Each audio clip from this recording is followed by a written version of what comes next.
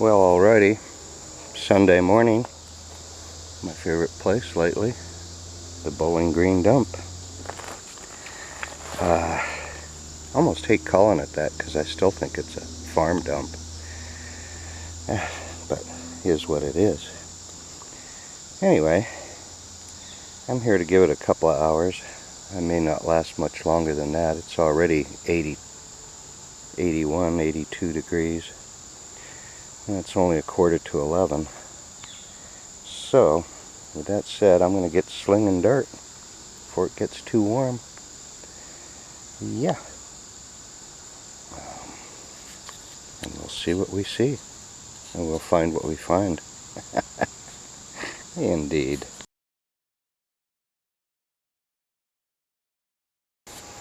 Well, this nearly never happens. First bottle out of the hole looks perfect, and it's another one of those Bowling Green druggists. Second bottle out of the hole has a big chip on the back, but first two bottles. And then we have a minor bottle mine. 3 bottles in a row. This one looks suspiciously like another druggist, the one on the far right. So we're gonna what are we gonna do? I'm gonna glove up and take you along. Don't mind my gloving up. I'm gonna take you along for the full version ride, since I don't get to do this that often. Ooh, I thought that was the bottom end. Looky there, good call. Guess what? We've got another Dr. Lee. This makes 7, 8, 9, 10 of these. All size 8s. Go figure that. This one looks like a chili powder. It looks like a chili powder. Good Lord, even in Pittsburgh. Oh, it's a Heinzie, I think. Heinz was from Pittsburgh. And if you can read that, your eyes are better than mine. And then we got this guy. Busted. Broken flask right underneath that. Looks like the top. Alright. That was our minor bottle mine. Now to see how good a condition this thing is in. First I check the lip, because 60% are chipped on the lip. Well, as soon as I cleared out that little debris back here, we got a jug of the right color. This could be a BB Spring or their competitor. Most likely is neither, but a big blank. That's all I've dug a hole out of here. Anyway, oh, and the handle's broken. I just realized that. Shooting Shinola. Well, anyway, feels like about a 1 gallon. I stuck this stick down into its gullet, and it seems to be all there. Whether it's all there in one piece or not, it's another story. Yeah, a lot of times the bottom's broken out like an inch away from the jug. So it feels like it's whole when you stick a stick in it or a piece of metal. Anyway, gabbing about it doesn't get it out. No.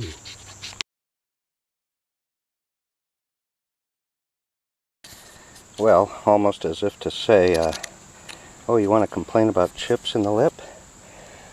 Here's one with a hole. Here's the second one. It's funny. This was the first damaged one out of the hole with some chips. This one's got a few chips. This one doesn't have a head.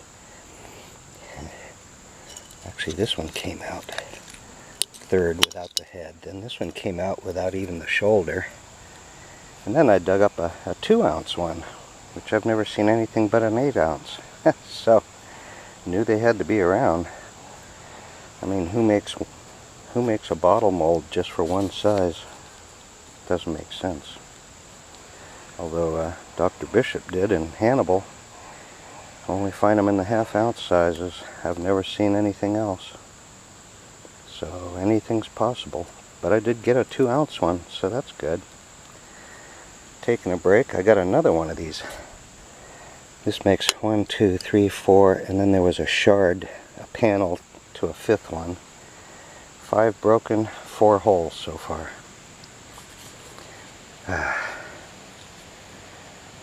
So, yeah, 10 altogether. Jeez. That's remarkable. That's more than what I've dug total before. Well, total 6 and 1. Still. Did I say I could dig these all day long? You know, I think I did. And I'll stick to it. I can still dig these all day long. If I dig 20 of them, they'll start getting old. Yeah. Oh, wait a minute. I'm at 17 total now. 25. Make it 25. Well, alrighty. I don't know how well you can see this, but we got not 1, not 2, but 3. And they all look like, guess what? Bowling Green pharmacies. So, we're going to get to it. I'd bring you along for it, but it's going to take a while. It's going to be awkward. Well, I'm getting pretty familiar with these guys. The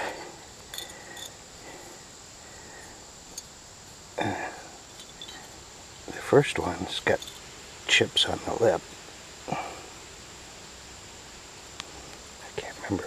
No, it's got to be the middle guy. That one and that one seem perfect. This guy's got a little good-sized chip on the back side. I doubt I can buff that out. Anyway, 2 out of 3, perfect. Until I wash them up, then I'll find something. It's inevitable.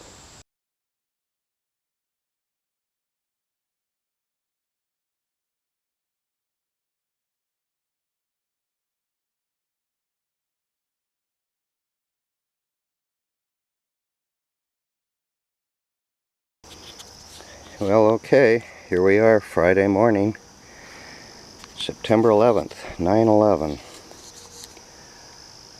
While everybody's mourning 19 years ago, I'm here to find trophies, sling some dirt, and come up with some of these. Although better ones to take home, not ones to pile on the side of the hill. Yeah. Only took me about 20 minutes to hunt down my knee pads from last time.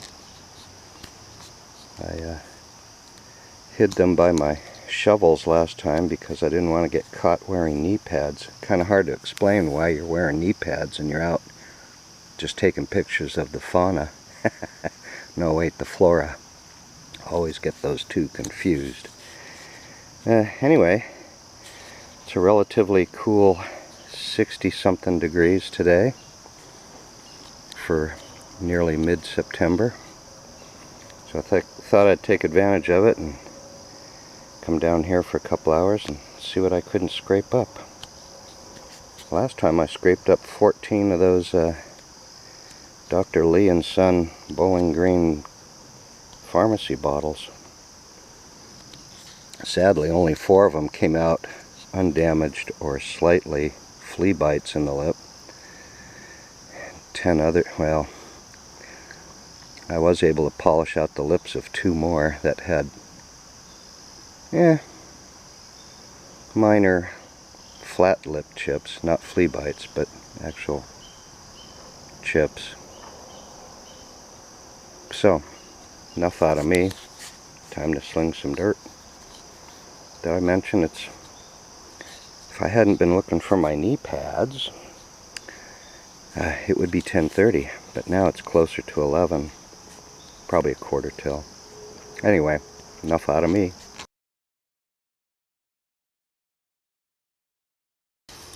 Well, in the 40 minutes I've been here, First thing out of the hole was this ruby red flashed salt or pepper shaker. It looks to be undamaged, which usually means its mate is in pieces. And then the mystery bottle of the day is this one.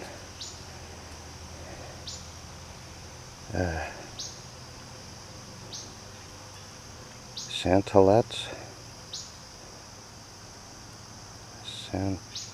Santalets by Sharp and Dome.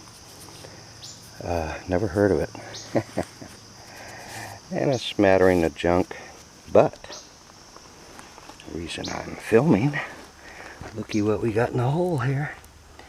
We got a white cream colored top jug, and it's got one of those big broad bands around the shoulder, I think. Anyway, the stick, you can hear it hit the bottom, so it might be without a handle. Could even be without a bottom. Could have a big hole in the side of it, but it could be a intact BB Springs. So I'll bring you along when we're ready to wiggle it loose. Yeah.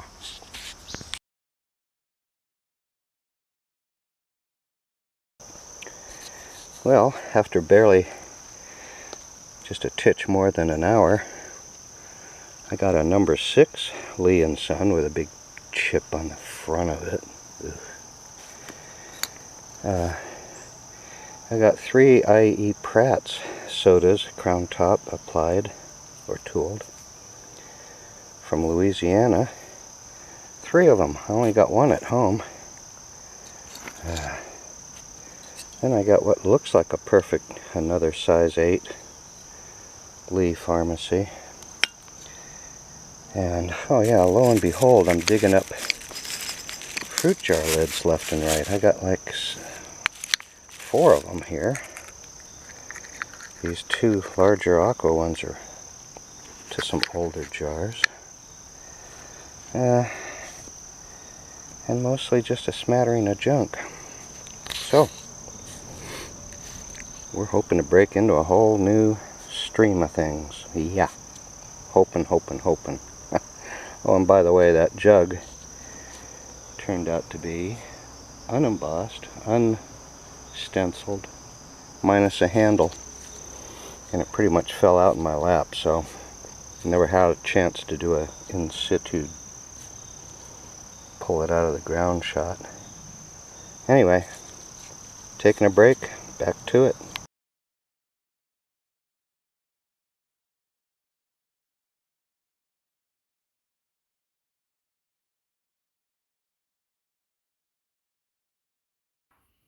Well, this was a rare dig because I actually found a GA Lee that wasn't an 8-ounce size. Clearly this middle guy's a little bit smaller. It's because he's 2 ounces smaller. Got the number 6 on there. And as you can hear, I'm boring the dogs in the background. So they're telling me to get on with it. The ever-present 8-ounce sizes were popping out all over the place. And even the Louisiana sodas, I.E. Pratt, 3 of them. And, you know, I've dug more in this town than I did in Louisiana, Missouri. I've only dug 1 over there. And I like these because they were competitors to the Frank Baum Sr. Soda factory. They each had amber quartz, one with a ring top mineral water look to it. I dug up a broken one earlier this year. Talk about a boo-hoo crier. That one really hurt my feelings. Especially since my house is a block away from the original bottling works, for Pratt anyway. So there you have it. A rare number 6, although it's far from perfect. It's got a big lip chip there and a little lip chip here and Here a chip, there a chip. No cracks though. And proof that they made them in different sizes. A 2, a 6, and an 8-ounce size at any rate. Never did dig anything in an odd size numbered, so they got to be out there. Yep.